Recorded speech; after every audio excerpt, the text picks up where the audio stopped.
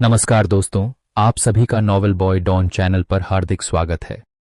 दोस्तों, आज हम लेकर आ गए हैं कहानी जुनून किस्मत का फैसला के आगे के एपिसोड। अगर आपने पिछले एपिसोड अभी तक नहीं सुने हैं तो पहले उन्हें जरूर सुन लें ताकि कहानी का पूरा मजा ले सकें। यह कहानी हर नए एपिसोड के साथ और भी रोमांचक होती जा रही है, जहां प्यार, जुनून, किस्मत और खतरनाक रहस्य हर मोड़ पर आपका इंतजार कर रहे हैं। अगर आपको यह कहानी पसंद आ रही है तो वीडियो को लाइक करें, चैनल को सब्सक्राइब करें और अपनी राय कमेंट में जरूर बताएं। इस कहानी के आगे के सभी एपिसोड आपको हमारे चैनल की प्लेलिस्ट में मिल जाएंगे। और अगर आप पूरी कहानी बिना इंतजार किए सबसे पहले सुनना चाहते हैं तो हमारे टेलीग्राम चैनल को जरूर ज्वाइन करें। वहां आपको इस कहानी की पेड मेंबरशिप और डायरेक्ट एपिसोड्स उपलब्ध हैं। अधिक जानकारी के लिए हमें टेलीग्राम पर डायरेक्ट मैसेज करें। तो बिना किसी देरी के आइए शुरू करते हैं जुनून किस्मत का फैसला के आज के शानदार एपिसोड। रूही का आतिश के लिए लंच बनाना का विश मल्होत्रा। सुबह का वक्त, निर्वाणा पैलेस। अनंत, मिहिर, रुद्री और रूही चारों गार्डन में बैठे थे। वो सब अपने असाइनमेंट को पूरा कर रहे थे। टेबल पर उसके खाने की चीजें रखी हुई थी जिसे रूही ने कहकर बनवाया था। चेयर पर बैठे अनंत ने चारों तरफ देखते हुए लियो और अपोलो को देखते हुए कहा, रूही तेरे बच्चे तो यहाँ नहीं आएंगे, वैसे आज है कहा दोनों। अनंत की बात सुनकर रूही ने लैपटॉप पर चल रहे अपने हाथ रोककर उसे देखा। वो उसकी बातों को मतलब समझ गई और कहा, वो दोनों आज घर पर नहीं है, घूमने गए हैं। मिहिर ने नासमझी से उसे देखते हुए कहा, घूमने कहा। रूही ने मिहिर की बात सुनकर कहा, पीछे की तरफ यहाँ आसपास जंगल ज्यादा है, वही कही है। उन तीनों ने समझने वाले अंदाज में सिर हिला दिया। रुद्री ने एक फोटो रूही को देते हुए कहा, ये पिक्चर मुझे अच्छी लगी, इसने हमारे ट्रेडिशन को अच्छे से दिखाया गया है। रूही ने उस फोटो को देखते हुए कहा, हाँ अच्छा है, इसे फाइनल कर देते हैं। रुद्री ने उन तीनों को देखते हुए कहा, क्यों, हम कुछ रॉयल फैमिलीज के बारे में भी लिखे। रुद्री की बात सुनकर मिहिर ने कहा, लेकिन ज़्यादातर रॉयल फैमिलीज की रॉयल्टी खत्म हो चुकी है, तुम्हें पता है उनकी बहुत सारी चीज़ें गवर्नमेंट के अंदर आती है, और हमारी रानावत फैमिली ही देख लो, हम बिल्कुल मॉडर्न हो चुके हैं। मिहिर की बात सुनकर अनंत ने कहा, लेकिन एक है। तीनों उसे देखने लगे और बोले, कौन सी है। अनंत ने कहा, सूर्यवंशी। अनंत की बात सुनकर उन तीनों के चेहरे पर कंफ्यूजन के भाव आ गए, जिसे देखकर अनंत ने कहा, सूर्यवंशी राजस्थान की बहुत पुरानी रॉयल फैमिली है और वहाँ के लोग अभी भी राजा महाराजा की तरह रहते हैं। इनफैक्ट वहाँ अभी अभी राजतिलक जैसी बहुत सारी कल्चर को फॉलो किया जाता है। राजस्थान में उन लोगों के बारे में बहुत कम बातें होती है, काफ़ी पावरफुल फैमिली है वो। उसकी आखिरी वारिश एक लड़की है जिसके बारे में कोई नहीं जानता। लोग कहते हैं उनकी शादी हो चुकी है, मगर ये सच है या झूठ ये कोई नहीं जानता। लोग तो यहाँ तक कहते कि उनका एक बेटा भी है, मगर ये भी सिर्फ सुना है, हकीकत नहीं पता। रूही ने अनंत की बात सुनकर कहा, छोड़ो उसे, रॉयल फैमिलीज के बारे में नहीं लिखते, कुछ और लिखते हैं। हॉस्पिटल में आदिला अपने केबिन से निकलकर बाहर आ गई। उसके आंखों में चमक और होठों पर एक मुस्कुराहट थी। फाइल को हाथ में पकड़े वो एक फ्लो की तरफ जाने लगी। इतने वक्त से वो इस हॉस्पिटल में काम कर रही थी सिर्फ आतिश की वजह से, और आज काफ़ी दिनों बाद उसे आतिश के कैबिन में जाने का मौका मिला था। आदिला बहुत खुश थी और उसी खुशी के साथ वो आतिश के कैबिन की तरफ बढ़ रही थी। उसने आतिश के केबिन का डोर खोलने के लिए हाथ आगे बढ़ाई थी कि तभी किसी ने उसका हाथ पकड़ लिया। कौन हो तुम और यहाँ क्या कर रही हो। आदिला का हाथ छोड़कर एक डॉक्टर ने तीखी सी आवाज में उससे कहा। आदिला ने मुड़कर सामने की तरफ देखा। वो डॉक्टर सारा थी। उन्होंने व्हाइट कोट पहना हुआ था। उनकी उम्र यही कुछ 32 या 33 साल के आसपास थी। इस हॉस्पिटल में अपने काम को लेकर और अपने रूड बिहेवियर को लेकर काफ़ी फेमस थी। आदिला भी उनके बारे में काफ़ी कुछ सुन चुकी थी। उसने कहा, डॉक्टर सारा, डॉक्टर ओज ने ये फाइल मुझे डॉक्टर आतिश को देने के लिए कहा है, तो मैं उन्हें ही देने जा रही थी। सारा ने उसे तीखी नज़रों से देखते हुए पूरे एटीट्यूड के साथ रूड आवाज में कहा, तुम शायद यहाँ नहीं आई हो इसलिए यहाँ के रूल्स के बारे नहीं जानती। डॉक्टर रोज तुम्हें यहाँ भेजने की गलती नहीं करेंगी, तुमने कुछ गलत सुन लिया है। उन्होंने तुम्हें ये फाइल राजा को देने के लिए कहा होगा, न कि डॉक्टर आतिश को। सारा की बात सुनकर आदिला सोच में पड़ गई। असल में उसने इतने ध्यान से उनकी बात सुनी ही नहीं थी, सिवाय इसके कि इस फाइल को आतिश को जाकर देना था। आतिश के नाम के अलावा वो किसी का नाम सुन ही नहीं पाई थी। वो बस इतना सुन जल्दी से आतिश के केबिन की तरफ बढ़ गई थी। आदिला ने कुछ सोचते हुए कहा, ये जरूरी फाइल थी इसलिए मैंने सोचा कि मैं ही। आदिला की बात को काटते हुए सारा ने उसे घूरते हुए कहा, ओ प्लीज़, तुम्हारी सोच से यहाँ काम नहीं होता। इतना ही सोचो जितना एक पैंट शर्ट के लिए ज़रूरी है। सारा ने आदिला के हाथ से फाइल छीनी और उससे कहा, अब जाओ यहाँ से। आदिला को उसका बिहेवियर बिल्कुल पसंद नहीं आया था। वो खुद भी कभी किसी से बदतमीजी से बात नहीं करती थी और न ही अपने साथ बदतमीजी को बर्दाश्त करती थी। उसने कहा, डॉक्टर सारा बिहेव। सारा ने आदिला को घूरते हुए कहा, डॉक्टर आदिला, अपने काम से काम रखो, मुझे सिखाने की जरूर नहीं है, जाओ यहाँ से। वो तेज आवाज में उससे जाने के लिए बोली। आदिला उसे गुस्से भरी नज़रों से देख रही थी। सारा की आवाज़ से वहां गुजरता एक डॉक्टर जो किसी काम से वहां आया था वो उनके पास आ गया। उसने सारा से कहा, डॉक्टर सारा, एवरीथिंग इज़ फाइन। सारा ने उस लड़के को देखते हुए कह, कुछ नहीं डॉक्टर कविश, बस कुछ डॉक्टर अपनी ड्यूटी भूल गए थे तो उन्हें उनका काम समझा रही थी। कविश ने आदिला को देखा और वो सब कुछ समझ गया कि यहाँ क्या हुआ होगा। उसमें सारा से कहा, डॉक्टर सारा आप फिक्र मत कीजिए, मैं समझा दूंगा। सारा आदिला को देखकर कविश से बोली, या श्योर, उद्धरण चिन्ह। इतना कहकर वो वहां से चली गई। कविश ने आदिला को देखकर मुस्कुराकर कहा, चले। वो दोनों कॉरिडोर से गुजर रहे थे। कविश ने उससे कहा, उनकी बात का बुरा मत मानना, वो थोड़ी रूड है।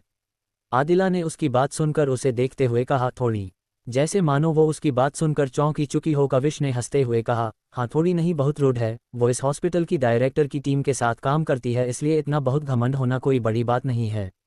आदिला के कविश की बात सुनकर मुस्कुराकर कहा, डॉक्टर आतिश ऐसे लोगों को कैसे झेलते हैं?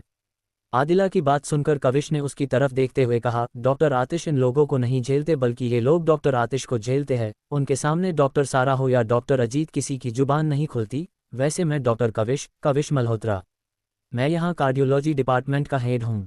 आदिला ने उससे कहा, मैं गाइनो डिपार्टमेंट से हूँ, आदिला बजाज। वो दोनों आपस में बात करते हुए उस फ्लोर से नीचे आ गया। आदिला ने कविश से कहा, आपसे मिलकर अच्छा लगा डॉक्टर कविश, अभी मैं चलती हूँ, डॉक्टर रोज को रिपोर्ट भी देनी है। कविश ने हाँ में सिर हिला दिया। आदिला वहां से चली गई और कविश मुस्कुराते हुए देखने लगा। सूर्यवंशी पैलेस। वो औरत अपने कमरे में रोलिंग चेयर पर बैठी थी। आतिश की खामोशी उसके कानों में सायम साय कर रही थी। आतिश का कुछ न कहना उनकी परेशानी का सबब बना हुआ था। वो गहरी सोच में डूबी हुई थी। उस कमरे में खामोशी पसरी हुई थी। उनकी उस चेयर के नज़दीक ही एक टेबल पड़ी थी जिस पर एक फ़ोन रखा था। रिंग करने पर उस औरत ने उस फ़ोन को उठा लिया और अपने कान पर लगाकर कहा, हाँ बोलो, कहाँ है वो, उन्हें हमारे पास लेकर आओ। उधर से किसी ने कुछ कहा जिसे सुनकर उस औरत के चेहरे के भाव बदल गए। उन्होंने गुस्से और हैरानी से कहा, गायब हो गई? ऐसे कैसे गायब हो गई, ठीक से पता करो।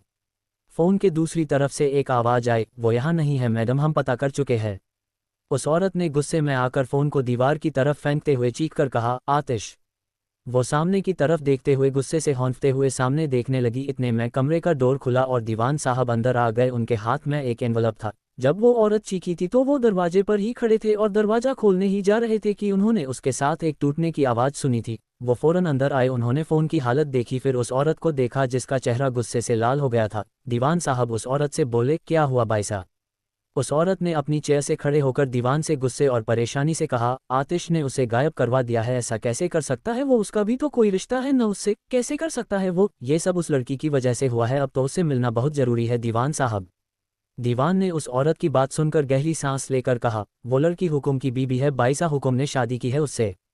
दीवान की बात सुनकर उस औरत ने बेक्यानी से उसकी तरफ देखा। उन्हें जैसे उस बात पर यकीन ही नहीं था। उन्होंने कहा, क्या क्या कहा आपने? शादी और आतिश ने? ऐसा नहीं हो सकता है, मैं मेरे आतिश को अच्छे से जानती हूँ, वो ऐसा नहीं कर सकता।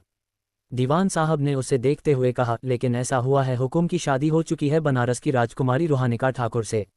रूहानिका का नाम सुनकर उस औरत की हैरानी और भी ज्यादा बढ़ गई, जिसे सामने खड़े दीवान साहब ने साफ महसूस किया था। उन्होंने खामोशी से अपने साथ लाए एक तस्वीर जो कि रूहानिका और आतिश की शादी की थी, वो उस औरत के सामने कर दी। उस औरत ने अपने कांपते हाथ से उस तस्वीर को अपने हाथ में लिया और उस तस्वीर को अपने आंखों के सामने ले आई। उसकी नज़र सिर्फ रूहानिका पर थी, सिर्फ रूहानिका पर, जो अपनी आंखें बंद करके बैठी थी और एक आंसू की बूंद उसके गाल से होती हुई नीचे गिर रही थी। उस औरत ने अपनी नज़रें उठाकर दीवान साहब को देखा। दीवान साहब ने हाँ में सिर हिला दिया। निर्वाणा पैलेस। अपने असाइनमेंट करने के बाद से ही रूही किचन में थी। वो खाना बना रही थी। किचन में स्टाफ भी मौजूद था जो सब उसके पीछे खड़ा था। रूही आज लंच खुद बना रही थी। वो काफ़ी दिनों बाद किचन में आई थी। अक्सर वो काम में इतनी बिजी रहती थी कि उसे यहाँ आने का वक्त नहीं मिलता था। पीछे खड़ा एक स्टाफ बोला, यंग मैडम मैं कुछ हेल्प करूँ? रूही ने न में सिर हिलाते हुए कहा, नहीं बिल्कुल नहीं, आज मैं खुद ही बनाऊंगी, वैसे भी सब कुछ हो चुका है, आप बस उसे पैक कर दीजिए। रूही ने आज सब कुछ लाइट वेट का आतिश की पसंद के हिसाब से बनाया था। आज उसका बहुत मन था, इसलिए उसने खुद ही कुछ बनाने का सोचा। रूही ने उन सभी से अलग हलवा भी बनाया था। उसे मालूम तो नहीं था कि आतिश उसे खाएगा, लेकिन फिर भी उसने बना लिया था। रूही ने एक स्पून में लेकर उसे चेक किया और मुस्कुरा कर कहा, परफेक्ट। रूही ने उन सभी को देखते हुए कहा, आप ये सारा खाना पैक कर दीजिए, मैं रेडी होकर आती हूँ। रूही अपने कमरे की तरफ बढ़ गई। वो पहली बार आतिश के ऑफिस जाने वाली थी। पहले तो उसे कभी मौका नहीं मिला, लेकिन आज उसके पास ज़्यादा काम नहीं था, इसलिए वो उसके लिए लंच लेकर जा रही थी। यूं ही रूही ने सोचा कि आज वो लंच उसके साथ करेगी। रूही क्लोजेट में आ चुकी थी। उसने एक साड़ी उठाई और उसे लेकर चेंज करने के लिए चली गई। वो महरून कलर की हल्की साड़ी थी जो खूबसूरत तो थी ही, साथ ही में उसका काम भी बहुत उम्दा था। रूही तैयार होकर बाहर आ गई। उसने अपने लंबे बालों का एक जुड़े में बांधा, फिर अपनी साड़ी को पिन अप किया। रूही तैयार होकर नीचे आ गई, उसके माथे पर सिंदूर लगा था जो दूर से भी चमक रहा था। महरून साड़ी में रूही बेहद खूबसूरत नजर आ रही थी कि उसे देखने से किसी का भी मन न भरे। वैसे भी महरून कलर में रूही कमाल ही लगती थी। एक स्टाफ वहां एक पर्स लेकर खड़ा था। रूही ने उसके पास आकर कहा, पैक हो गया? उस स्टाफ ने हाँ में सिर हिलाकर कहा, जी यंग मैडम। रूही ने वो पर्स उससे ले लिया और उसे लेकर बाहर आ गई। बाहर सारी गाड़ियां पहले से ही मौजूद थी। रूही कार में बैठ गई। उसके बैठते ही कार आगे बढ़ गई और निर्वाणा से बाहर निकल गई। कुछ ही देर में रूही की सारी कार एक बड़ी कांच की बनी इमारत के सामने आकर रुकी। रूही की कार आतिश की पर्सनल पार्किंग में आकर रुकी। बाउंसर ने डोर खोला। रूही बाहर आ गई। उसके पीछे और आगे आतिश के बाउंसर थे। उसके हाथ में खाने का बॉक्स था जो उसने बाउंसर के कहने पर भी दिया नहीं था। रूही एक कदम और बढ़ती कि उसके फ़ोन पर किसी का कॉल आ गया। रूही रुककर उस कॉल को लेने लगी। वो कुछ कहती उससे पहले ही उधर से किसी ने कुछ कहा। उधर की बात सुनने के बाद रूही के चेहरे की मुस्कुराहट और उसकी चमक गायब हो गई। कॉल काट चुका था। रूही ने अपना फ़ोन अपने कान से हटाया। ऊपर ही एक नोटिफिकेशन आया हुआ था। रूही उस नोटिफिकेशन को देखने लगी। उसमें कुछ फोटोज आई थी। रूही ने उन फोटो को देखकर अपना फ़ोन बंद कर दिया और एक बाउंसर को खाने का बॉक्स देते हुए बोली, इसे अपने बॉस तक पहुंचा देना, मुझे कहीं जाना है। सभी बाउंसर एक दूसरे को देखने लगे। उनमें से किसी को भी समझ नहीं आया कि रूही को अचानक कहाँ जाना था। वो उसे नभी नहीं कह सकते थे, इसलिए चुपचाप खड़े रहे। रूही वापस कार की तरफ आए। एक बाउंसर ड्राइविंग सीट पर बैठने को हुआ तो रूही ने उसे रोकते हुए कहा, मैं खुद ड्राइव करूंगी और मेरे पीछे कोई नहीं आएगा। रूही बिना एक पल गवाए कार में बैठ गई और ड्राइव करते हुए वहां से चली गई। इधर लैब में आतिश माइक्रोस्कोप के नीचे एक छोटी सी कांच में एक लिक्विड को उसके जरिए देख रहा था। आतिश का चेहरा इस वक्त वाकई सर्द था। वो अपने काम में बेहद मसरूफ था। वहां और भी डॉक्टर मौजूद थे जो उसके साथ काम कर रहे थे, लेकिन इतने लोगों के बावजूद वहां सिर्फ खामोशी थी। उस लैब की खामोशी को आतिश के बाउंसर की कदमों की आवाज ने तोड़ा। वो आतिश के सामने खड़ा होकर बोला, बॉस यंग मैडम यहाँ आई थी मगर। वो आगे कहते हुए जरा सा हिचकिचाया। उसके रुकने पर आतिश अपनी नजरों को ऊपर उठाया और उसकी तरफ घुमाकर कहा, मगर। आतिश की आवाज़ सर्द थी। उसकी आवाज़ ने साफ जाहिर किया था कि अगर वो बाउंसर अभी नहीं बोला तो फिर कभी बोल नहीं पाएगा। आतिश की नज़रें तो उस बाउंसर ने नहीं देखी थी, क्योंकि नज़रें मिलाने के लिए नज़रों को उठाना भी पड़ता था और वो तो जब से आया था तब से अपने सिर की नीचे झुकाए खड़ा था। हाँ, लेकिन उसने जो आतिश की आवाज़ सुनी थी उसे सुनकर उसका हाल जरूर बेहाल हो चुका था, क्योंकि जो वो कहने वाला था उसके बाद आतिश का रिएक्शन क्या होगा ये सोचकर उसकी धड़कनें तेज थी। कंधे पर उठाकर लेकर भी जा सकता हूँ। दोपहर का वक्त। रूही अपनी कार सड़क पर दौड़ाए जा रही थी। उसके चेहरे पर कोई एक्सप्रेशन नहीं थे। वो सूर्यवंशी पैलेस की तरफ जा रही थी क्योंकि उसे वहां बुलाया गया था। उसने आतिश की तस्वीरें देखी थी जिसमें वो किसी औरत के गले लग रहा था। रूही इतना तो समझ गई थी कि ये वही औरत थी जिससे वो 2 बार बात कर चुकी है। पहली बार तो अनजाने में और दूसरी बार सामने से उसका कॉल आया था। उसे आतिश पर यकीन था कि वो उसे धोखा नहीं देगा, मगर उस तस्वीर को वो इग्नोर नहीं कर पा रही थी क्योंकि उन तस्वीरों को जरा भी एडिट नहीं किया गया था। ये रूही एक नज़र में देखकर पहचान गई थी। धोखा लफ्ज जब भी उसके जहन में आता उसके घाव हरे हो जाते थे, इसलिए न चाहते हुए भी वो डर रही थी। उसे आतिश पर भरोसा था, मगर अपनी किस्मत पर रूही को जरा भी यकीन नहीं था। उसकी किस्मत ने हर बार उसके साथ धोखा ही किया है। पहले उसकी मां को छीना, फिर न चाहते हुए भी उसकी शादी होने दी और अब उसी शादी पर ग्रहण लगा चुकी थी।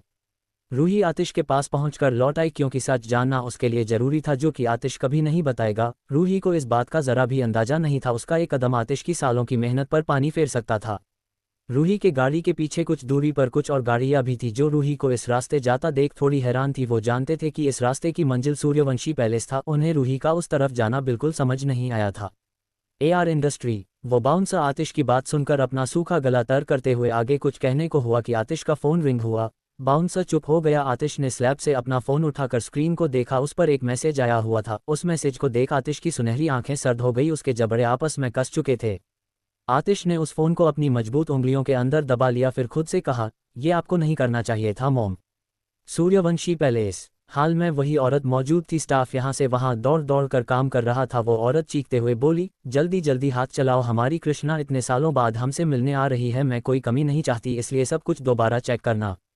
चांदनी बाईसा। चांदनी, ये औरत चांदनी रानावत थी उर्फ चांदनी सूर्यवंशी, इस खानदान की इकलौती बारिश। इनके बाद सब कुछ इनके बेटे आतिश का था। उन्होंने मुस्कुराकर दीवान की साहब की आवाज़ पर उन्हें देखा और कहा, जी कहिए दीवान साहब। दीवान साहब ने कहा, बाईसा क्यों कर रही है आप ये सब हुक्म? आपको तो कुछ न भी कहे लेकिन मुझे नहीं छोड़ेंगे। पहले ही मुझे उनके गुस्से इतना डर लगता, उल्टा आपने तो सामने उन्हें न्योता दे दिया। उनकी बात सुनकर चांदनी ने उनसे कहा, ऐसा कुछ नहीं करेगा वो, मैं जुबान देती हूँ आपको दीवान साहब। फिलहाल तो आप मेरी बहू के वेलकम की तैयारियों को देखिए। उनकी बात सुनकर दीवान साहब ने कहा, सब हो चुका है बाईसा महारानी सा, कोई दिक्कत ना होवेगी। उनकी बात सुनकर चांदनी मुस्कुरा दी। उन्होंने टेबल पर रखी वो तस्वीर उठाई जिसे दीवान साहब ने उन्हें दी थी। चांदनी ने मुस्कुराकर उस तस्वीर को देखते हुए कहा, होनी भी नहीं चाहिए। कृष्णा इतने सालों बाद यहाँ आ रही है, पता नहीं मैं उसे याद भी हुआ या नहीं। मैंने जब उसकी आवाज़ सुनी तो मैं उसे पहचान नहीं पाई कि वो कृष्णा है। मुझे तो लगा था कि कोई और लकड़ी है और इसलिए मैंने आतिश को अपना वादा याद कराया था, कृष्णा से शादी करने का वादा। मुझे क्या पता था कि वो क्यों खामोश बैठा है। जब मैंने आज रूही के गायब होने की खबर सुनी तो मुझे आतिश पर बहुत गुस्सा आया था। अगर मुझे सच पता होता तो मैं इतना गुस्सा क्यों करती। नालायक, अगर बता देता तो कौन सा उसकी अकड़ कम हो जाती। उनकी बात सुनकर दीवान साहब ने कहा, इसलिए नहीं बताया होगा क्योंकि आपके बारे में यहाँ कोई नहीं जानता। दुनिया की नज़रों में आप मर चुकी है बाईसा, और फिलहाल के लिए आपके बारे में न जानना ही सही था। लेकिन आपने तो महारानी सा को यहाँ बुलवा लिया। पता नहीं हुक्म अब कौन सा तूफान लाएंगे। चांदनी ने उन्हें घूरते हुए कहा, अगर वो तूफान है तो मैं भी उस तूफान की माँ हूँ। अब मेरा मूड मत खराब कीजिए और देखिए कोई कमी तो नहीं रह गई। दीवान साहब वहां से चले गए। दूसरी तरफ रूही जो कि सूर्यवंशी पैलेस की तरफ बढ़ रही थी, उसके पीछे आती गाड़ियों को रोक लिया गया था। वक्त पर आतिश के बाउंसर ने उन्हें रूही के पीछे जाने से रोक दिया था। वही रूही की कार सूर्यवंशी पैलेस के करीब पहुंची। वो सामने देखकर हैरानी से देखने लगी। पूरा सूर्यवंशी पैलेस सजा हुआ था। रूही हैरानी से अपनी कार आगे बढ़ाकर ले चली गई। गार्ड ने गेट खोल दिया। रूही अंदर आ गई। उसने कार को पार्किंग में खड़ा किया और अंदर बढ़ गई। नीचे फूलों की सेज थी। आसपास स्टाफ ड्रेस कोड में था। रूही उन सभी की तरफ देखते हुए नासमझी से आगे बढ़ रही थी। वो हाल के अंदर आई जहां सामने ही चांदनी रानावत खड़ी थी, जो रूही को देखकर मुस्कुरा रही थी। रूही से मिलने का उन्होंने बेसब्री से इंतजार किया था। इसमें कोई शक नहीं कि वो आतिश से कहीं ज्यादा रूही से प्यार करती थी। वही रूही वो जब से आई थी तब से चांदनी को एकटक देख रही थी। उनका चेहरा उसे बहुत जाना पहचाना नजर आ रहा था। उसे याद था कि वो सामने मौजूद औरत को बहुत अच्छे से जानती थी, मगर कैसे ये उसे याद नहीं आ रहा था। वो चांदनी को देखते हुए उनके करीब बढ़ती का रही थी। बस एक दो कदम बाद उसके अपने कदम रोक लिए। चांदनी ने रूही को देखते हुए कहा, कृष्णा मुझे पहचाना। उनकी बात सुनकर रूही के मुंह से अचानक ही निकला, चांद ममा। और इतना कहने के साथ ही रूही की आंखें बंद हो गई। वो होश खोकर नीचे गिरने लगी। चांदनी रानावत जिनके हाथ रूही के चेहरे को पकड़ने के लिए आगे बढ़े थे, वो बीच में ही रुक गए। उधर रूही जो बेहोश होकर गिरने वाली थी कि उसे दो मजबूत हाथों ने थाम लिया। चांदनी ने भी उस शख्स को देखा और राहत भरी सांस लेकर कहा, आतिश।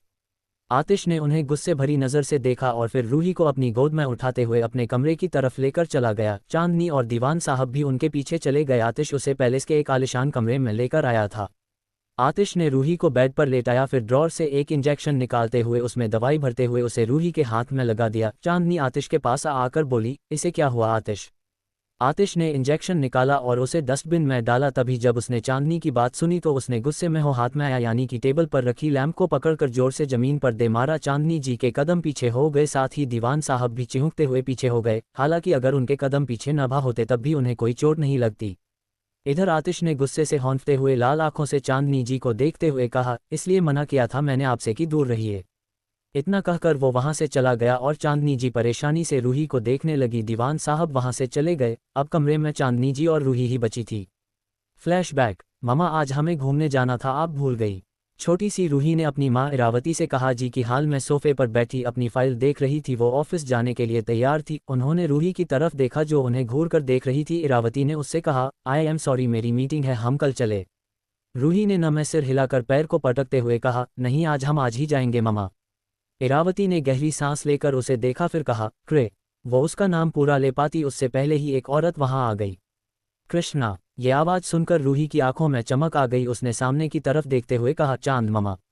वो भागते हुए उनकी तरफ बढ़ गई। चांदनी ने उसे अपने करीब आते देख नीचे बैठ गई। उन्होंने मुस्कुराते हुए उसे गले लगाते हुए कहा, मेरी बेटी मैंने तुम्हें बहुत याद किया। रूही ने उनसे कहा, मैंने भी ममा। इरावती ने उन दोनों की देखते हुए घूर कर कहा, मैं भी हूं यहाँ। तुम दोनों जब भी मिलते हो तो मुझे तो भूल ही जाते हो। चांदनी ने रूही को अपनी गोद में उठाते हुए कहा, हाँ तो तुम जब अति के साथ होती हो तो क्या तुम्हें मेरा होश रहता है? चांदनी की बात सुनकर रूही ने उनके पीछे झांक कर देखते हुए कहा, चांद ममा आतिश भी आया है। उसकी बात सुनकर इरावती ने कहा, वो आतिश है, कृष्णा है। रूही ने उनकी बात सुनकर मुंह बनाकर कहा, इतना गंदा नाम कौन रखता है? रूही की बात सुनकर चांदनी मुस्कुराने लगी तो वही इरावती ने मुंह खोले उसे देखा। चांदनी ने इरावती को चिढ़ाते हुए रूही से कहा, और रूहानी का नाम कैसा लगता है मेरी प्रिंसेस को? रूही ने मुस्कुराहट के साथ कहा, चांद ममा की तरह प्रिटी। चांदनी ने उसके गाल पर किस करते हुए कहा, चांद ममा की बेटी भी तो प्रिटी है। इरावती ने उन दोनों को देखते हुए चीढ़कर कहा, तुम दोनों कैसे मेरे बेटे के पीछे पड़ जाती हो? कितना इंटेलिजेंट है वो पता भी है? तुम उसके जितना पढ़ सकती हो, किताबें देखते ही नींद आती है तुम्हें, और वो अपनी क्लास का टॉपर है।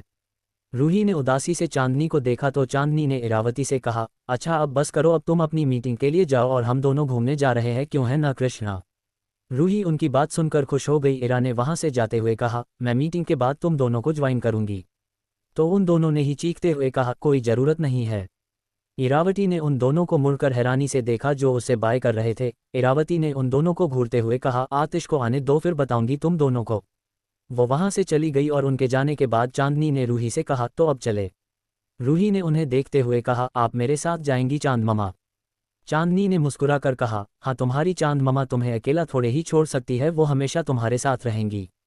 इस गूंजती आवाज के साथ रूही की आंख खुल गई। उसके नजदीक बैठी चांदनी ने जब रूही को जगते हुए देखा तो उन्होंने राहत की सांस ली और रूही से प्यार से कहा, कृष्णा। रूही ने उनकी आवाज सुनकर उनकी तरफ देखा। वो उठकर बैठ गई। उसने हैरानी से उनके चेहरे पर अपना कांपता हाथ रखा और कहा, आप सच में मेरे सामने हैं ना चांद ममा। चांदनी ने उसके दोनों हाथ पकड़ते हुए कहा, कृष्णा मैं वाकई तुम्हारे पास हूँ बेटा। रूही ने बिना एक पल गवाए उन्हें गले लगा लिया। झरझर कर उसके गर्म आंसू चांदनी को भीगा रहे थे। अपनी माँ के अलावा दूसरी बार वो किसी के लिए इतना रोई थी। चांदनी जी ने अपनी नम आंखों की नमी अंदर ही रोक ली। उन्होंने रूही की पीठ पर अपने हाथ रख लिए। रूही ने उनसे अलग होकर उनका चेहरा देखते हुए सिसकते हुए कहा, काका ने कहा कि आपकी भी डेथ हो चुकी है।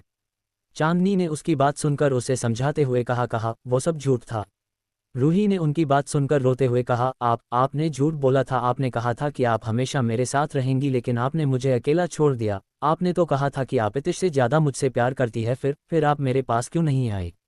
रूही को उनसे बहुत शिकायतें थी, बहुत ज्यादा। उसे तो जैसे अपनी माँ वापस मिल गई थी। वो कितनी खुश थी, जाहिर नहीं कर सकती थी। चांदनी ने रूही को नम आंखों से देखते हुए कहा, आई एम सॉरी, अपनी मम्मा को माफ कर दो, आइंदा तुम्हें बिना बताए कहीं नहीं जाऊंगी।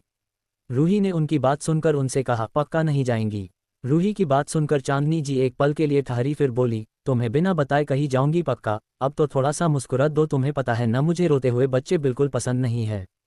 उनकी बात सुनकर रूही रोते हुए भी हंसने लगी। चांदनी जी भी उसकी हंसी देखकर मुस्कुराने लगी।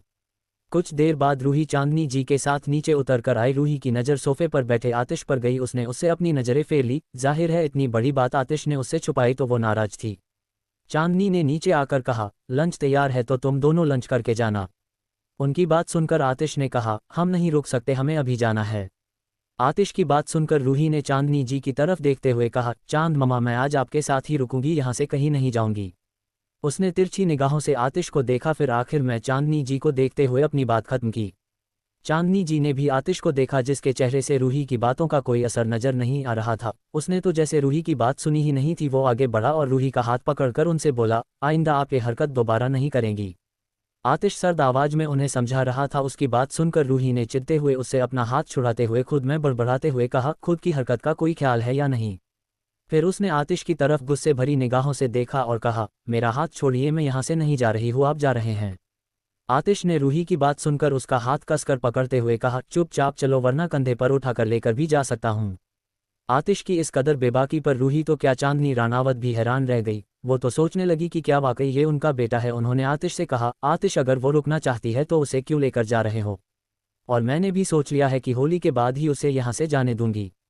आतिश ने अपनी एक आईब्रो उठाकर देखा और कहा, रियली। चांदनी ने भी टशन के साथ आतिश को देखते हुए कहा, येस। आतिश ने उनकी बात सुनकर एक बेहद हल्की तिरछी मुस्कुराहट के साथ कहा, मैंने वार्निंग नहीं दी थी। और इतना कहकर उसने रूही को बकायदा अपने कंधे पर उठा लिया था। चांदनी, रूही के साथ दीवान साहब और मौजूद स्टाफ हैरानी से आतिश को देखते रह गए। वो अपना कहा जरूर करता था, अगर कोई एक बार में उसकी बात न सुने तो फिर वो दूसरा मौका कभी नहीं देता था। वाह, महारानी सा के तेवर की दाद देनी पड़ेगी। सूर्यवंशी पैलेस। आतिश बिना किसी वार्निंग के सभी के सामने से रूही को अपने का कंधे पर उठाकर बाहर लेकर आ गया। उसकी बेबाक और बेपरवाह हरकत पर पीछे खड़े चांदनी जी और दीवान साहब सब हैरान नजरों से आतिश को देखते रहे। सारा स्टाफ भी पहली बार आतिश को ऐसे देख रहा था। चांदनी ने उसे देखते हुए दीवान साहब से कहा, क्या ये सच में मेरा बेटा है। दीवान ने साहब ने सिर हिलाते हुए कहा, मुझे तो पूरा यकीन है कि ये आपका ही बेटा है। चांदनी जी ने दीवान साहब को देखते हुए घूर कर कहा, मैं इसकी तरह इतनी भी अकड़ में नहीं रहती थी। दीवान साहब ने उनकी बात सुनकर तिरछी नजरों से उन्हें देखते हुए कहा, छोटे हुक्म होते तो बताते आपको कि आप कैसी थी। छोटे हुक्म चांदनी जी के पिता थे। दीवान साहब की उम्र चांदनी जी से कुछ 1-2 साल ज्यादा थी और उनके सामने चांदनी जी के दादाजी जिंदा थे, इसलिए वो चांदनी जी के पापा को छोटे हुक्म बुलाते थे। इधर रूही आतिश पर गुस्सा कर रही थी, इतिश मुझे नीचे उतारिए, मैंने कहा मुझे छोड़िए। उसके हाथ पैर उससे छूटने के लिए मचल रहे थे। आतिश ने रूही को बाहर आकर नीचे उतारा। रूही ने उसे एक नज़र गुस्से से देखा, फिर जाने लगी, मगर आतिश ने उसका हाथ पकड़ लिया और उसे कहीं जाने से रोक लिया। इसी बीच आतिश के फ़ोन पर किसी का कॉल आ गया। आतिश ने पेंट की पॉकेट से अपना फ़ोन निकाला और कॉल उठाने लगा। वही रूही उससे अपना हाथ छुड़ाने की कोशिश कर रही थी। आतिश ने अपना फ़ोन उठाया और उसे कान पर लगाकर उधर से युग की बात सुनने लगा। रूही जी तोड़ कोशिश कर रही थी कि वो उसकी पकड़ से छूट सके, मगर मजाल थी कि आतिश की पकड़ में ज़रा भी ढीलापन आया हो। वो उतनी ही ताकत के साथ उसका हाथ पकड़ा हुआ था। रूही ने चीढ़कर आतिश को देखा, फिर अपना हाथ पीछे को खींचा और बाईं तरफ घुमाया, लेकिन फिर भी आतिश पकड़ाहट में कोई कमी नहीं आई थी। रूही ने थक हार कर आतिश को देखा। उसकी आंखों में हैरानी थी। इतनी कोशिशों के बाद तो कोई भी उसका हाथ छोड़ देता, मगर आतिश उसने एक पल के लिए उसका हाथ छोड़ना तो दूर, उसे ही एक कदम और बढ़ने नहीं दिया था। उसने ऐसे उसका हाथ पकड़ा हुआ था जैसे मानो किसी ने फेविकोल से चिपका दिया हो। रूही ने झुंझलाहट से आतिश के हाथ पर अपने दांत गड़ा दिए, फिर कुछ देर बाद रुककर उसके हाथ को देखा। आतिश के हाथ पर रूही के दांतों के गहरे निशान बने हुए थे जो अब लाल हो चुके थे। फिर उसने आतिश को देखा जिसके माथे पर दर्द की एक छोटी सी कोई शिकन नहीं थी, और न ही उसने रूही की तरफ ध्यान दिया, जैसे मानो उसे रूही का काटना मालूम ही न हुआ। वो फ़ोन पर युग की बातें सुनने में मशरूफ था। रूही पर उसका ध्यान था मगर नज़रें उस पर नहीं थी। सारी कोशिश करके के बाद रूही आतिश को परेशान नज़रों से देखते हुए चुपचाप खड़ी हो गई। इधर आतिश ने युग की आखिरी बात सुनकर कहा, मैं अब कोई मीटिंग नहीं करूंगा, इसलिए तुम खुद संभाल लेना। इतना कहकर उसने फ़ोन को काटा और रूही को देखा जो उसके फ़ोन काटते ही उससे चेहरा फेर कर खड़ी हो गई थी। उसकी नाराज़गी बिल्कुल जायज़ थी। रूही अब उसकी बातों के छुपाने से तंग आ चुकी थी। आतिश इतनी बड़ी बात उससे छुपाएगा ये रूही ने नहीं सोचा था। आतिश ने रूही से कुछ नहीं कहा। वो उसे कार के पास लेकर जाने लगा, लेकिन उसने एक कदम बढ़ाया कि अंदर से दीवान साहब बाहर आ गए। उन्होंने आतिश को रोकते हुए कहा, हुक्म रुकिए। आतिश उनकी आवाज़ सुनकर रुक गया। उसने मुड़कर दीवान साहब को देखा। उन्होंने रूही को देखकर आतिश से कहा, हुक्म, एक ज़रूरी बात करनी है अकेले। आखिर में आतिश पर नज़रें रखते हुए उन्होंने अपनी बात खत्म की तो आतिश ने हाँ में सिर हिलाकर रूही का हाथ छोड़ दिया और उसकी तरफ चेहरा घुमाते हुए कहा, कार में जाकर बैठो। रूही ने आतिश को घूर कर देखा और अपनी कार की तरफ चली गई। आतिश ने अपने दोनों हाथ पेंट की पॉकेट में डाल दिए। दीवान साहब एक गहरी सांस लेकर आतिश से कुछ जरूरी मसले के बारे में बताने लगे। बात बहुत अहम थी, ये आतिश का चेहरा भी बता रहा था। उन दोनों की बातें खत्म हुई तभी उन्हें कार की आवाज़ आए। आतिश और दीवान साहब दोनों ने उस तरफ देखा। रूही अपनी कार लेकर वहां से जा चुकी थी, वो भी अकेले। दीवान साहब रूही को हैरानी से देखते खुद से बोले, वाह, महारानी सा के तेवर की दाद देनी पड़ेगी। हुक्म के सामने से चली गई, ये सिर्फ आप ही कर सकती है।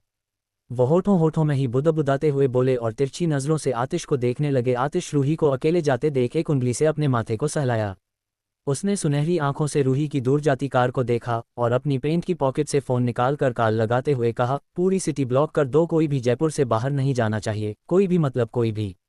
इतना कहकर आतिश ने उधर से एक लफ्ज़ सुने बिना ही फ़ोन को काट दिया और अपनी पॉकेट में रखा। उसके बाद वो अपनी कार के पास आया और ड्राइविंग सीट पर बैठकर खुद ड्राइव करते हुए रूही के पीछे चला गया। इधर रूही जो जयपुर से दूर जाने के इरादे से थी, उसे आतिश पर इस वक्त बेहद गुस्सा आ रहा था। पहले ही उसने इतनी बड़ी बात उससे छुपाई, सब कुछ जानते हुए भी उसे प्रयाग जाने दिया, और अब चांदनी रानावत के बारे में उसने कुछ नहीं बताया। कम से कम वो उसी वक्त उसे ये बता सकता था जब उन्होंने आतिश के पास कॉल किया था। उस वक्त उसने बिजनेस पार्टनर कहकर बात टाल दी थी। कुछ दूर पहुंचकर रूही को अचानक अपनी कार रोकनी पड़ी क्योंकि सामने रास्ता ब्लॉक था। रूही ने सवालिया नज़रों से सामने देखा जहां पुलिस लगी थी और सड़क पर बैरिकेड लगा था। वो कार से बाहर आ गई और उनमें से एक पुलिस ऑफिसर के पास जाकर बोली, सर, आपने रास्ता ब्लॉक क्यों किया है? मुझे एजेंट जाना है। उस पुलिस ऑफिसर ने रूही को देखा, फिर उसकी कार को देखते हुए कहा, गाड़ी का लाइसेंस है? रूही ने हाँ में सिर हिलाकर कहा, जी है, मैं लेकर आती हूँ। रूही जाने ले लिए मुड़ी की तभी उस ऑफिसर ने उसे रोकते हुए कहा, रुकिए मैडम, लाइसेंस लाने की ज़रूरत नहीं है, आप वापस चली जाइए जहां से आई हो, क्योंकि आप यहां से आगे नहीं जा सकती। रूही ने उनकी बात सुनकर उन्हें नासमझी से देखा और कहा, नहीं जा सकती? मगर क्यों? आई मीन कोई प्रॉब्लम है? रूही की बात सुनकर उस ऑफिसर ने कहा, हाँ जी मैडम जी, बड़ी प्रॉब्लम है। ऊपर से ऑर्डर है, किसी को जयपुर से बाहर नहीं जाने दे सकते, इसलिए आप भी जहां से आए हो वहां चली जाओ। उनकी बात सुनकर रूही ने उन्हें हैरानी से देखते हुए कहा, ऐसे कैसे जाने नहीं दे सकते? मैं कोई क्रिमिनल नहीं हूं सर, और अचानक से पूरी सिटी ब्लॉक क्यों की गई है? कम से कम चेकिंग के बाद तो आप जाने दे सकते हैं। उस ऑफिसर ने रूही की बात सुनकर लापरवाही से उसे देखते हुए कहा, देखो मैडम जी, हमारा टाइम वेस्ट न करो और जाओ यहाँ से। रूही ने उन्हें परेशानी और उलझन भरी नज़रों से देखा, फिर अपनी कार के पास आ गई। उसने कार का डोर खोला ही था कि उसकी नज़र सामने गई जहां गाड़ियों का एक काफिला उसकी तरफ ही बढ़ रहा था। रूही के पीछे खड़ी पुलिस इतनी सारी गाड़ियों को देखकर हैरान रह गई। वो तो सड़क पर किसी सैलाब जैसी उमड़ी हुई थी। वो सारी कार रूही के सामने आकर रुकी और उन सभी से बाउंसर बाहर आ गए। उन सभी कार के बीच से एक तेज दौड़ती कार आखिर में उन सभी कार को क्रॉस करते आगे आ गई। वो ठीक रूही के सामने आकर रुकी। वो ऑफिसर जो रूही से बात कर रहा था वो समझ गया कि ये सारी कार रूही के लिए आई थी, और ये भी समझ गया कि जिसे वो मामूली समझकर अनदेखा कर रहा था असल में वो कोई मामूली लड़की नहीं थी। वो कुछ तो डर गया। कार जो अभी अभी आकर रुकी उसमें से आतिश बाहर दाखिल हुआ। उसने सुबह वाली शर्ट पैंट पहनी हुई थी, उसके सारे बाल रबर में बंधे थे। आतिश को देखकर रूही उसे नाराजगी से अपना चेहरा फेरते हुए कार का डोर खोलने लगी। इससे पहले कि रूही डोर खोल पाती आतिश ने वहां आकर थोड़े बहुत खुले डोर को दोबारा बंद कर दिया और रूही को उसकी बाजू से पकड़कर अपनी तरफ घुमाया और उसे पीछे कार से लगाते हुए कहा, इनफ रूह। उद्धरण चिन्ह। आतिश ने कुछ सख्ती के साथ उसे देखा। वही सख्ती इस बार उसकी आवाज में भी मौजूद थी। रूही ने आतिश की तरफ नाराजगी से देखते कहा, आप हमेशा मुझे रोकिए आतिश, लेकिन कभी खुद की गलतियों पर गौर मत कीजिए। रूही की बात सुनकर आतिश ने उससे कहा, चलो यहाँ से। आतिश के लिए तो रूही की इस बात का कोई मतलब नहीं था, क्योंकि उसके हिसाब से उसने कोई गलती नहीं की थी। इसलिए वो रूही की बात को इग्नोर करते हुए उसे लेकर जाने लगा। तो रूही ने उससे अपना हाथ छुड़ाते हुए कहा, मैं कहीं नहीं जाऊंगी जब तक आप सारी बातें क्लियर नहीं करेंगे। आप जब चांद मामा के बारे में जानते थे तो मुझे कुछ क्यों नहीं बताया? मैंने कहा था कि आप मुझसे कुछ नहीं छुपाएंगे, लेकिन फिर भी आपने इतनी बड़ी बात मुझसे छुपाई। रूही ने नम आंखों से आतिश को देखते हुए कहा। तो आतिश ने उसे देखा और एक गहरी सांस लेकर उससे कहा, मैंने तुम्हें मौका दिया था लेकिन तुमने वो मौका खुद गंवाया है, रिमेंबर।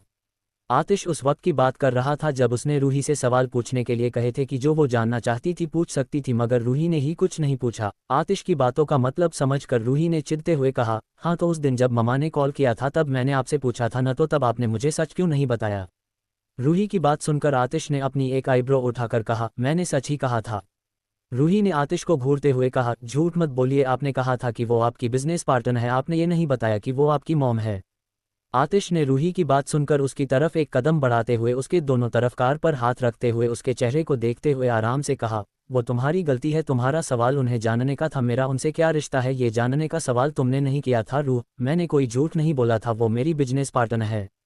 आतिश की बात सुनकर रूही उसे चौंकते हुए देखने लगी। वो उसे उसी की बातों में उलझा चुका था। भला ये क्या बात हुई? रूही ने उससे कहा, इतिश, नॉर्मल लोग ऐसे ही सवाल पूछते हैं, मुझे सपने नहीं आ रहे हैं जो मुझे पता होगा कि फ़ोन करने वाला इंसान आपका कोई रिश्तेदार होगा या चांदनी मामा। आतिश ने रूही की बात सुनकर एक नज़र ऑफिसर पर डाली, फिर उसका हाथ पकड़कर उसे ले जाते हुए कहा, अब वापस चलो। वो रूही को अपनी कार के नज़दीक ले आया तो रूही ने कुछ रूठी हुई आवाज़ में उससे कहा, मैं अपनी कार से आई हूँ। आतिश ने डोर खोलते हुए कहा, उसे कोई और ले आएगा, तुम बैठो। रूही एक गहरी सांस छोड़ते हुए अंदर बैठ गई। आतिश ने कार का डोर बंद कर दिया और फिर खुद ड्राइविंग सीट पर आकर बैठ गया। आतिश की कार वापस अपनी मंजिल की तरफ घूम गई और आतिश की कार के पीछे सारा काफिला भी चल दिया। पीछे खड़े ऑफिसर उन्हें जाने के बाद एक गहरी सांस लेने लगे। कुछ एक 1.5 घंटे के रास्ते के बाद वो दोनों निर्वाणा पहुंचे। आतिश की कार पार्किंग में आकर रुकी। रूही डोर खोलकर बाहर आ गई, दूसरी तरफ से आतिश बाहर आ गया। रूही अंदर की तरफ बढ़ी। वो पैलेस की तरफ जाने लगी कि तभी बीच में ही उसे करण मिल गया। करण को देख रूही को सुबह गाथा से हुई मुलाकात की याद आ गई। करण रूही को घूर कर देख रहा था। रूही उसके एक्सप्रेशन देखकर मुस्कुरा दी। वो उसके पास आकर बोली, क्या हुआ करण भाई? करण ने रूही को घूरते हुए कहा, अब चुपचाप बताओ, तुमने गाथा से ये क्यों कहा मेरी कौन सी गर्लफ्रेंड है?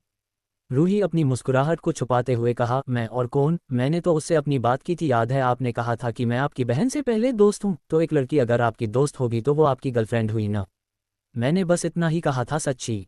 रूही ने मासूमियत से करण से कहा। करण उसके मासूम चेहरे के पीछे के शैतानी दिमाग से बहुत अच्छे से वाकिफ था, इसलिए वो उसकी बातों में उलझने वाला नहीं था। उसने रूही की बात सुनकर अपने सिर पर हाथ रखकर कहा, रूही तुम अपनी शरारतें कब बंद करोगी? तुम्हें पता है तुम्हारी वजह से मुझे कितना सफ़र करना पड़ा। करण की बात सुनकर रूही ने दबी सी मुस्कुराहट के साथ कहा, वो तो आपका चेहरा देखकर समझ आ रहा है, वैसे आप अंदर चलकर मुझे सारी बात बताए। उसने आगे बढ़कर करण का हाथ पकड़ना चाहा, तभी पीछे से आते आतिश ने रूही की कमर में हाथ डालकर उसे अपने करीब खींच लिया। अचानक हुई इस हरकत से रूही हड़बड़ा गई। उसने एक हाथ से आतिश की शर्ट पकड़ ली, फिर अपना चेहरा घुमाकर आतिश को देखा। वही आतिश करण को देखते हुए अपनी एक आईब्रो उठाकर उसे सुनहरी गहरी आंखों से देखते हुए सर्द आवाज में बोला, दूर से। करण ने अपना सिर हिला दिया। वही रूही उसे घूर कर देखने लगी, फिर अपनी नजरें फेरकर करण को देखते हुए बोली, अंदर चलिए भाई। वो तीनों निर्वाणा में आ गए। आतिश एक तरफ सोफे पर बैठा हुआ था, उसके नज़दीक ही रूही बैठी थी और उन दोनों के सामने करण बैठा था। आतिश को इन बातों में ज़रा भी इंटरेस्ट नहीं था। वो पैर के ऊपर पैर रखे अपने हाथ में टैब को पकड़े बैठा था, उसकी नज़र भी अपने टैब पर थी। उसके नज़दीक बैठी रूही ने करण को देखते हुए कहा, अब बताए। करण ने रूही को देखते हुए कहा। फ्लैशबैक। करण और गाथा कार में बैठकर निर्वाणा से निकल चुके थे। गाथा ड्राइव कर रही थी। गाथा बिना किसी एक्सप्रेशन के सामने देखते हुए ड्राइव कर रही थी। करण को उसका आज का बिहेवियर अजीब लगा, क्योंकि जब पहले गाथा उसके साथ आती थी तो वो खुद से ही उससे बात करती थी और हर वक्त एक प्यारी सी मुस्कुराहट उसके चेहरे पर होती थी, मगर आज मुस्कुराहट की एक शिकन तक उसके चेहरे पर नहीं आई थी। करण ने गाथा की तरफ देखते हुए मुस्कुराहट के साथ कहा, थैंक यू सो मच जो तुम मेरे साथ आए। करण की बात सुनकर गाथा ने सामने देखते हुए ही कहा, इसकी जरूरत नहीं है सर, वैसे भी ये मेरे बॉस का काम है, मेरी ड्यूटी है। गाथा इतना कहकर खामोश हो गई। करण को अब यकीन हो गया था कि जरूर कोई गड़बड़ थी। उसने कहा, सब ठीक है ना, कोई प्रॉब्लम है।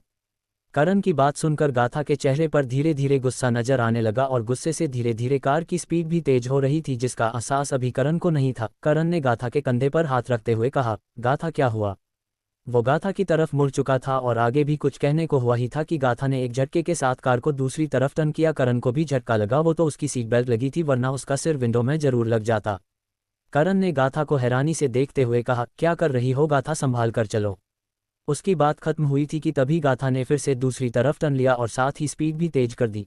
गाथा की कार नागिन की तरह बल खाते हुए सड़क पर दौड़ रही थी, मानो कार नशे में डूबी हुई हो। करण गुस्से से गाथा को देखकर कुछ कहने को हुआ, तभी उसकी नज़र सामने हॉर्न देती हुई ट्रक पर गई। करण की आंखें हैरानी से बड़ी हो गई। उसने गाथा से कहा, स्पीड स्लो करो पागल लड़की, कार को ट्रक में मारने का इरादा है क्या?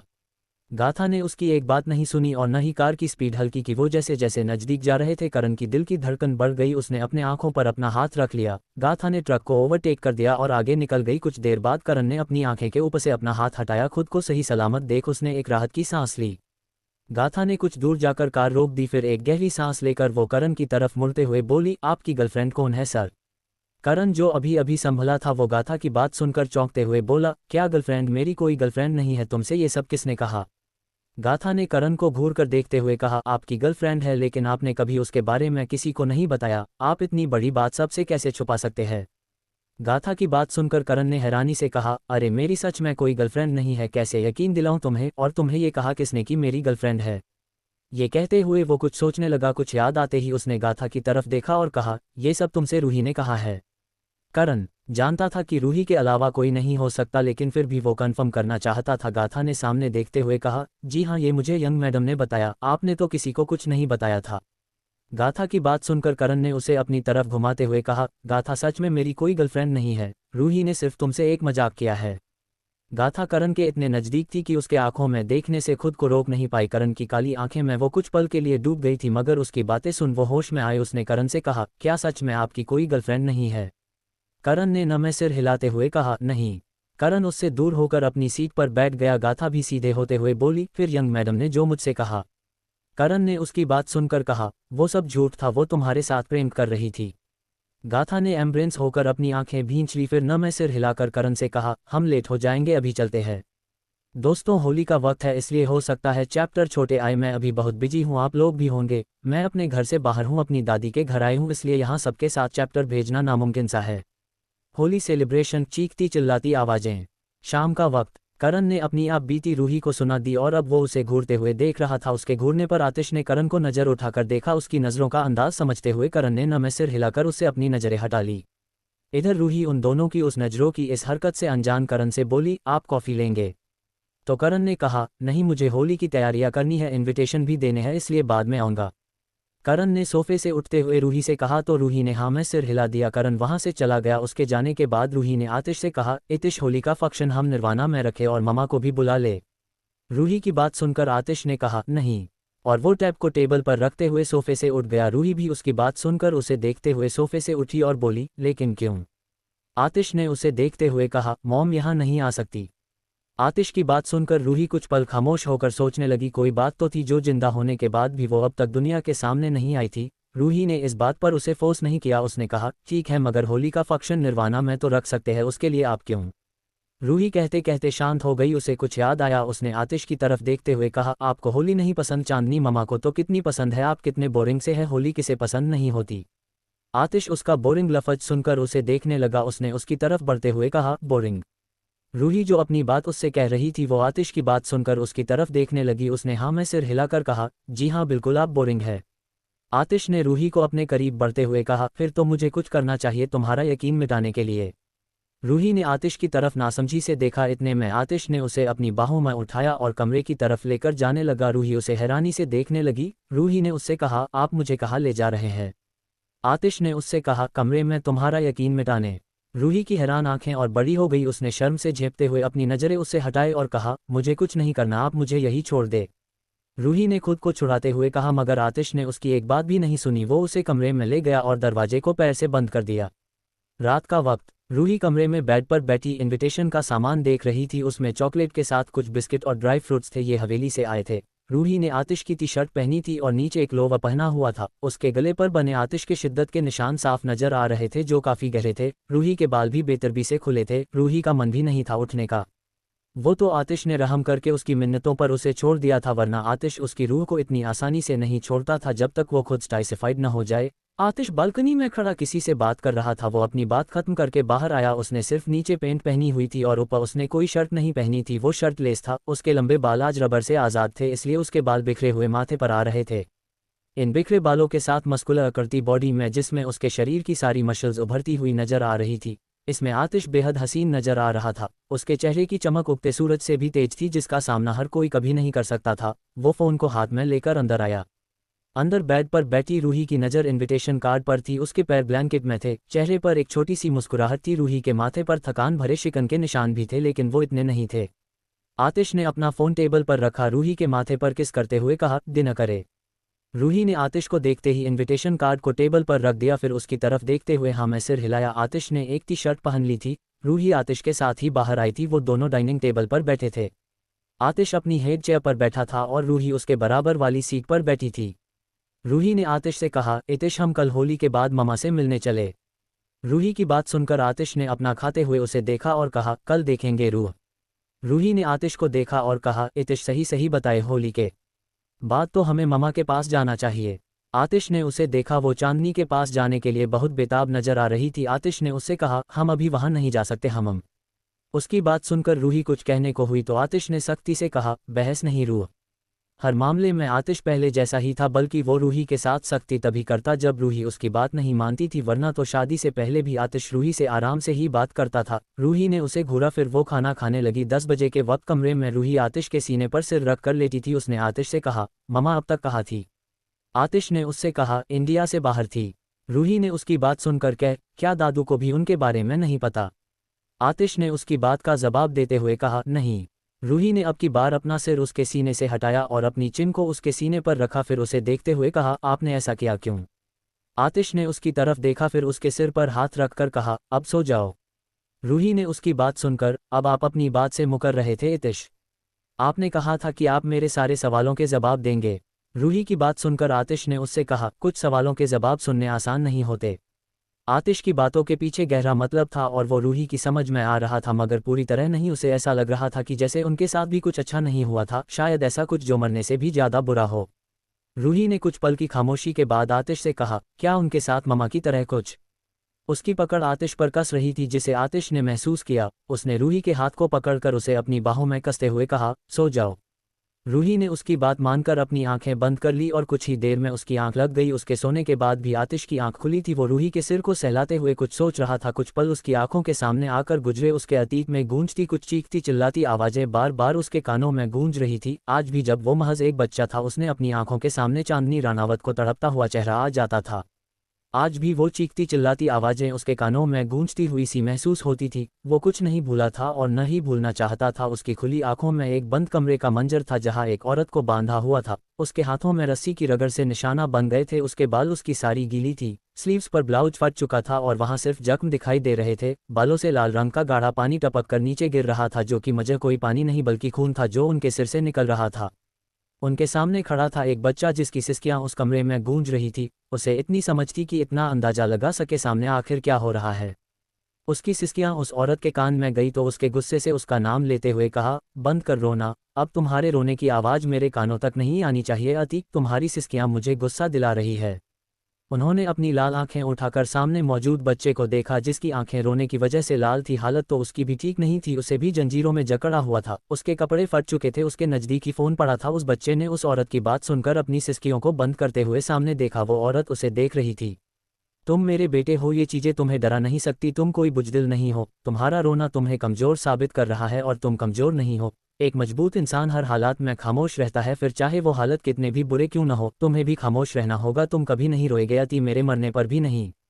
ये चंद लफ्ज आतिश के कानों में गूंज रहे थे, ये चंद लफ्ज उसे आज भी याद थे। वो कभी नहीं भूला था कि कैसे इतनी गहरे घाव के बावजूद उस औरत के चेहरे से एक आंसू भी नहीं निकला था। मजाल है कि उनके चेहरे पर एक शिकन तक हो। आतिश ने रूही को देखा जो अब है गहरी नींद में पहुंच चुकी थी।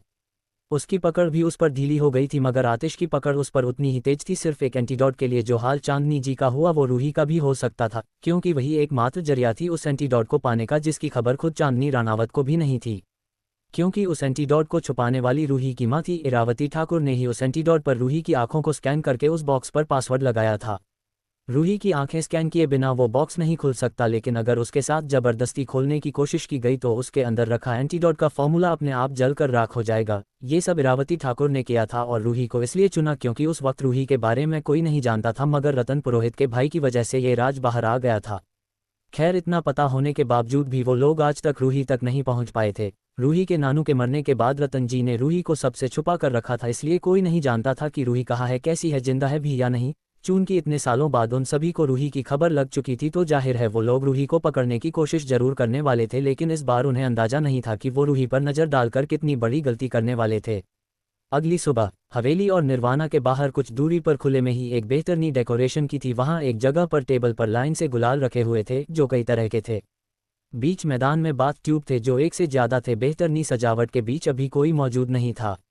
ये सारा अरेंजमेंट दादाजी ने कराया था। वैसे तो हर साल होली का त्योहार वो अपनी हवेली में मनाते थे, मगर इस साल वो चाहते थे कि आतिश और रूही भी उनके साथ होली में मौजूद हो। हालांकि उन्हें भी मालूम था कि आतिश को रंगों से सख्त चीड़ थी। वो बचपन से ही होली नहीं खेलता था, मगर रूही को होली उतनी ही पसंद थी। इसलिए आतिश न सही रूही तो होली के लिए आएगी ही, और वो भी हवेली तो कभी नहीं जाएगी।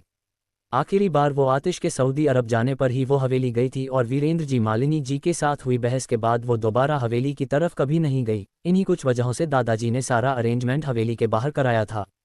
निर्वाणा पैलेस। आतिश बालकनी में खड़ा था। उसने एक ब्लू शर्ट और नीचे पेंट पहनी हुई थी। उसके हाथ में एक कॉफी का मग था। उसकी नजरें सामने थी। उसका दूसरा हाथ पेंट की पॉकेट में था। कुछ देर बाद उसने अपनी पेंट की पॉकेट से अपना हाथ बाहर निकाला, पीछे बढ़ाकर चोरी छुपे उसके पीछे आती रूही का हाथ पकड़कर उसे अपनी नजरों के सामने कर लिया। रूही अचानक हुई इस हरकत से चौंक गई। उसकी आंखें हैरानी से बड़ी हो गई। रूही ने एक वाइट कलर का सूट पहना हुआ था और नीचे शरारा पहना था। उसके गले में उसका दुपट्टा था। सब कुछ तो ठीक था, मगर उसके दोनों हथेली गुलाल से रंगी हुई थी। आतिश ने अपना कॉफी कप टेबल पर रखते हुए उससे कहा, मैंने कहा था ना मुझे कलर मत लगाना। आतिश की बात सुनकर रूही ने उससे मिन्नतें करते हुए कहा, इतिश प्लीज थोड़ा सा लगाऊंगी, सिर्फ एक टीका प्लीज, सिर्फ आज के लिए, अगली बार मैं आपको बिल्कुल फोर्स नहीं करूंगी। आतिश ने रूही की बात सुनकर कुछ नहीं कहा। वो खामोशी से उसे देखता रहा। रूही को लगा कि वो नहीं मानेगा, इसलिए वो उदासी से अपने हाथ नीचे करते हुए बोली, रहने दीजिए। रूही ने वहां से जाने के लिए एक कदम आगे बढ़ाया कि तभी आतिश ने उससे कहा, सिर्फ थोड़ा सा। आतिश की हाँ सुनकर रूही की उदास भरी आंखों में चमक आ गई। उसने कहा, हाँ ठीक है थोड़ा सा, लेकिन आप पहले आंखों बंद कीजिए। आतिश ने उसकी बात सुनकर साफ इनकार करते हुए कहा, नहीं। तो रूही ने जिद करते हुए कहा, अरे करिए तो। इस बार आतिश ने अपनी आंखें बंद कर ली। रूही ने उसे शरारत से मुस्कुरा कर देखा, फिर कहा, बुरा न मानो होली है। उसने अपने हाथों में कहा कलर उसके दोनों गालों पर लगा दिए। कहा, आतिश ने उससे थोड़ा कहा था और कहा, रूही ने उसे पूरा रंग दिया था। कुछ गुलाल आतिश के गर्दन पर भी लगा था। रूही के कदम आतिश के रंग लगाते ही बालकनी से बाहर की तरफ दौड़े, मगर वो एक कदम बाहर निकाल पाती। आतिश ने उसकी कमर में हाथ डालकर उसे अपने करीब खींचा और फिर उसे अपनी गोद में उठा लिया। रूही को भागने के फिराक में थी। वो भाग न सकी और आतिश की पकड़ में आ गई थी। रूही ने उसकी बाहों में मचलते हुए कहा, इतिश आज होली है, आज आप कलर लगाने से मना नहीं कर सकते। आतिश उसकी किसी भी बात को सुने बिना उसे बाथरूम में लेकर आ गया। होली अभी बाकी है और मुझे एक बात आप सबको बतानी थी कि आज होली वाले दिन मेरी बड़ी दादी का देहांत हो गया है। वो हमारी रिश्तेदार थी और नेवर भी थी। उनके घर के लिए ये बहुत कठिन परिस्थिति है, इसलिए वक्त की बहुत कमी है मेरे पास। मैं किसी भी हाल में बड़े चैप्टर नहीं दे पाऊंगी। घर का माहौल बहुत तनाव भरा है। त्योहार का माहौल पल में मातम में बदल गया। पहले होली की तैयारियां और अब अचानक ये खबर, मैं थक कर चूर हो चुकी हूँ। मेरा मन नहीं था, लेकिन आप सबके लिए मैंने इसे छोड़ना सही नहीं समझा। चलिए कल मिलते हैं। किस अरसद और रूही होली की मस्ती।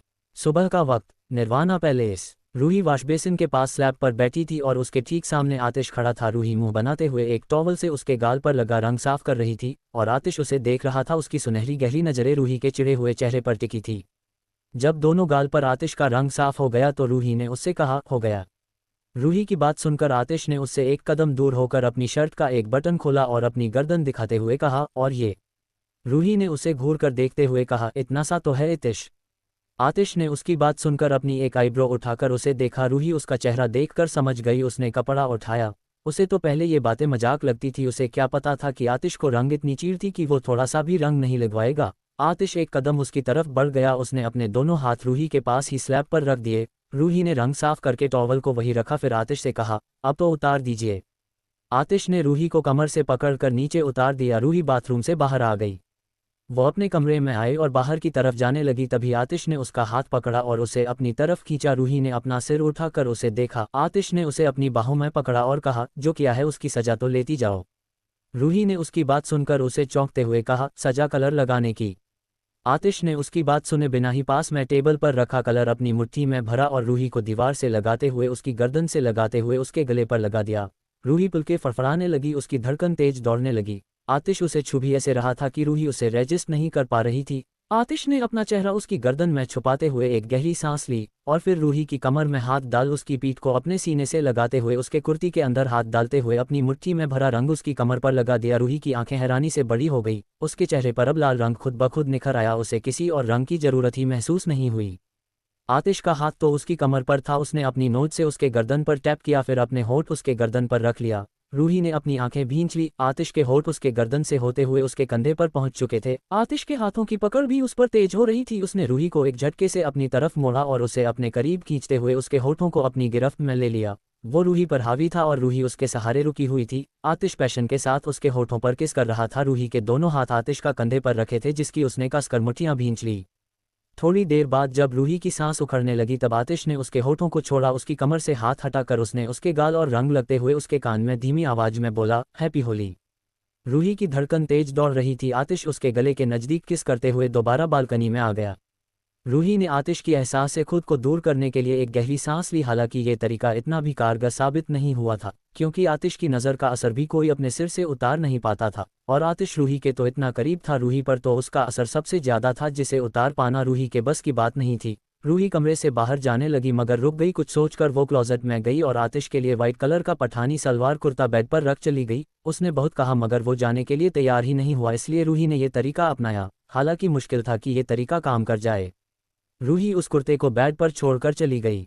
इधर नीचे उस पंडाल में मिहिर, अनंत और रुद्री आ गए थे। मिहिर ने एक सफ़ेद टी शर्ट और नीचे सफ़ेद पैंट पहनी हुई थी और अनंत ने एक सफ़ेद कुर्ता और नीचे सफ़ेद पैंट पहनी हुई थी। वही रुद्री ने एक फ्रॉक शूट पहना हुआ था। रुद्री उस पंडाल को देखते हुए बोली, वाह कितना अच्छा है, मेरा तो बहुत मन है तुम लोगों के ऊपर पानी डालने का।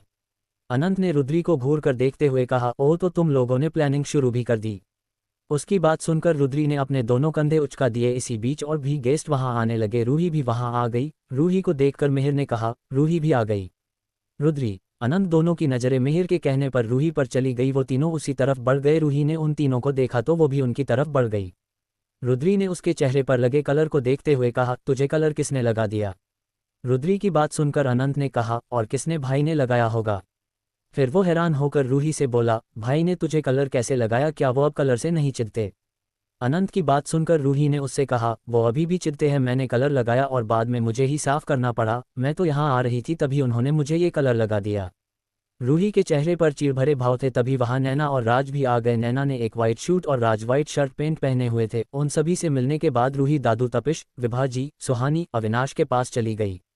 रंग खेलना शुरू हो चुका था। वहां रानावत इंडस्ट्री के बहुत से स्टाफ और दादू के बहुत से जानने वाले लोग आए हुए थे। रूही सभी घरवाले को कलर लगाकर उन्हें होली की विशेष दे रही थी।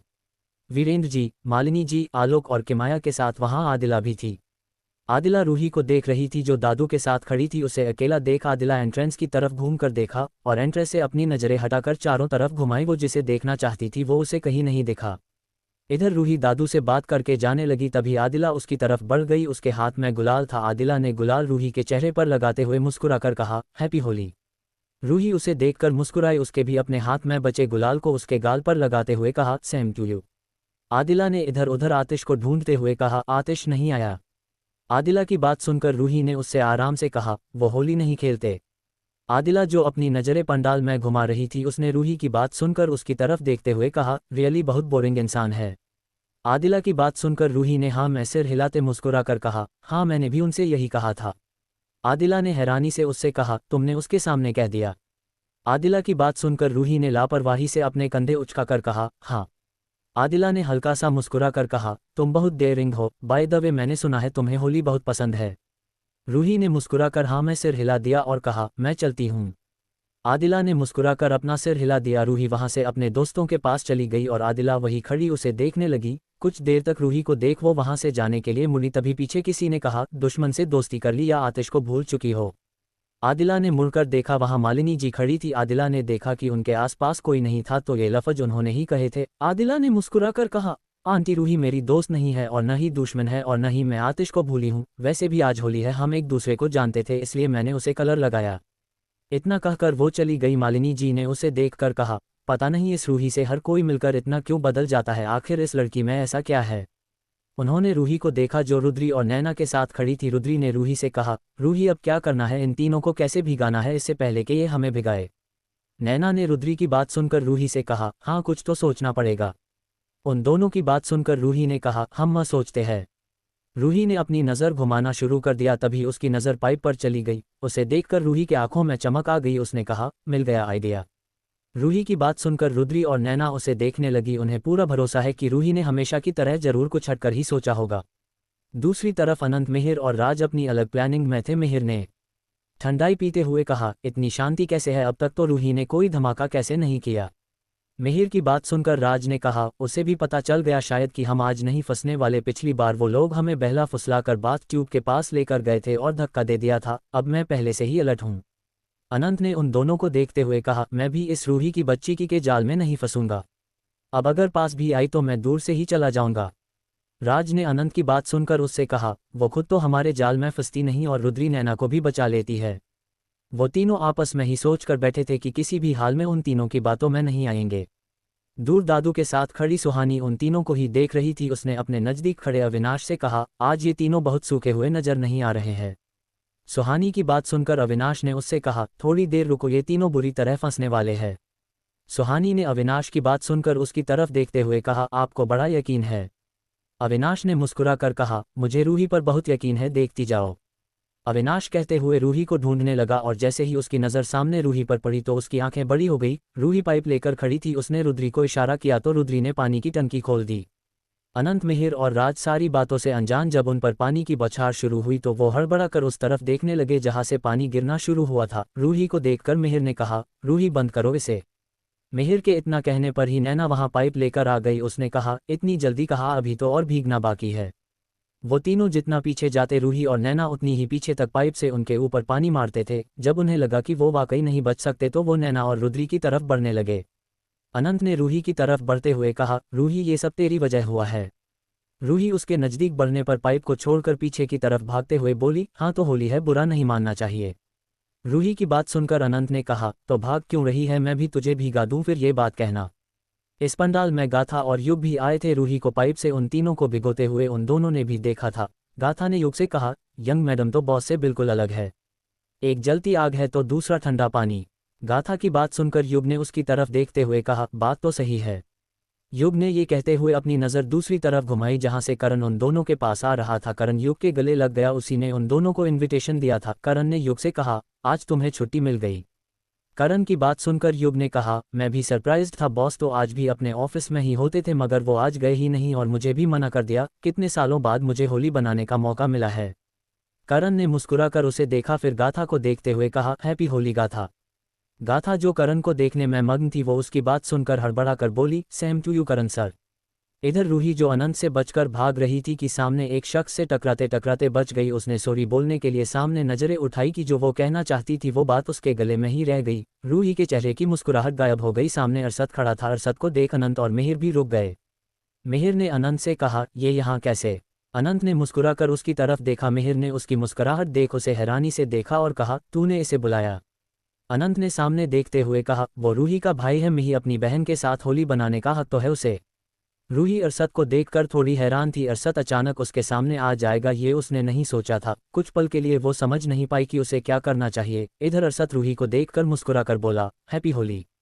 उसकी बात सुनकर रूही ने उससे अपनी नज़रें हटाकर कहा, तुम यहाँ? अरसद ने रूही से मुस्कुरा कर कहा, अपनी बहन के साथ होली खेलनी थी, बस इसलिए आ गया। अरसद की बात सुनकर रूही उसे देखने लगी। वो उससे कहना चाहती थी कि वो उसकी बहन नहीं है, मगर रूही चाहकर भी ऐसा कह नहीं पाई। उसके होठ कुछ बोलने के लिए खुले मगर फिर बंद हो गए। हालांकि इसका मतलब ये बिल्कुल नहीं था कि वो उसे माफ कर चुकी थी। रूही ने एक गहरी सांस लेकर कहा, सौतेली बहन अरसद। रूही की बात सुनकर अरसद की मुस्कुराहट एक पल के लिए फीकी पड़ी, मगर उसने उसे बिल्कुल गायब नहीं होने दी। वो जानता था कि रूही की इतनी कड़वाहट तो उसे सहनी ही पड़ेगी। वैसे भी इसमें रूही की तो गलती नहीं थी, उसके साथ जो हुआ उसके बावजूद अगर वो उससे बात कर रही थी तो ये भी बड़ी बात थी। उसने रूही से कहा, सौतेले रिश्ते नहीं रूही, सौतेली सोच होती है और तुम्हारी सोच तो ऐसी नहीं है। अरसद की बात सुनकर रूही खामोश पड़ गई। उसे अपनी कही बात पर अफसोस होने लगा। वो उससे नजरें चुराने लगी और उसकी चुराती नजरें देखकर अरसद मुस्कुराने लगा। उसने उसके गले में हाथ डालते हुए कहा, चलो कोई नहीं, तुम मेरी बहन हो तो मुझसे कुछ भी कह सकती हो, इतना तो सेक्रीफाइस कर ही सकता हूँ। रूही ने उसे घूर कर देखा और कहा, इसमें भी तुमने कुछ सोचा होगा। अरसद ने उसकी बात सुनकर हाँ में सिर हिलाकर कहा, हाँ बिल्कुल सोचा है ना। अरसद ने धीरे से गुलाल से भरी प्लेट उठाकर रूही के ऊपर उड़ेलते हुए कहा, बुरा न मानो, होली है। रूही ने हैरानी से अरसद को देखा। मिहिर और अनंत हंसते हुए वहां आए और बोले, क्या बात है, जो कोई नहीं कर सकता वो तुमने कर दिया, अरसद मान गए तुम्हें। रूही ने खुद को देखा, वो गुलाबी रंग में रंग चुकी थी। ऊपर से उन दोनों की हंसी रूही बुरी तरह चीर गई। वो उन तीनों को देखने लगी जो अपने जीत के जश्न मनाने में मग्न थे। रूही उनसे कुछ कहने के लिए आगे बढ़ी कि उसके पैरों के नीचे पाइप आ गया। रूही ने कुछ नहीं कहा, वो चुपके से नीचे झुकी और पाइप उठा ली। रूही ने पाइप उठाया और उसकी तरफ मुंह करते हुए कहा, मैंने तो बुरा नहीं माना, लेकिन अब जो मैं करने वाली हूँ उसका बुरा तुम लोग मत मानना। रूही की बात का मतलब वो कुछ समझ पाते उससे पहले ही पाइप से निकला पानी उन लोगों पर गिरने लगा। अब हैरान होने की बारी उन तीनों की थी। मिहिर और अनंत तो पहले से ही भीगे हुए थे, लेकिन अरसद भी अब पूरा भीग चुका था। उसने रूही से कहा, रूही बंद कर इसे। रूही ने उसकी बात सुनकर मुस्कुराकर कहा, तुम भी तो होली को मजा लो। थैंक यू सो मच मुझे समझने के लिए। खैर वैसे मैं ठीक हूँ, हम अब कल मिलते हैं। दोस्तों, आज के इस एपिसोड में बस इतना ही। अगर आपको यह कहानी पसंद आई हो तो वीडियो को लाइक करें और कमेंट करके ज़रूर बताइए कि आपको आज का एपिसोड कैसा लगा। अगर आप ऐसी ही शानदार कहानियां आगे भी सुनना चाहते हैं तो सब्सक्राइब ज़रूर करें और बेल आइकन दबाना न भूलें, ताकि कोई भी नया एपिसोड आपसे मिस ना हो। और अगर आप अगले एपिसोड सबसे पहले सुनना चाहते हैं तो हमारे टेलीग्राम चैनल को ज्वाइन करें। वहां पेड मेंबरशिप के माध्यम से आपको नए एपिसोड सबसे पहले उपलब्ध कराए जाते हैं। तो मिलते हैं अगले रोमांचक एपिसोड में। तब तक के लिए धन्यवाद। अपना ख्याल रखिए।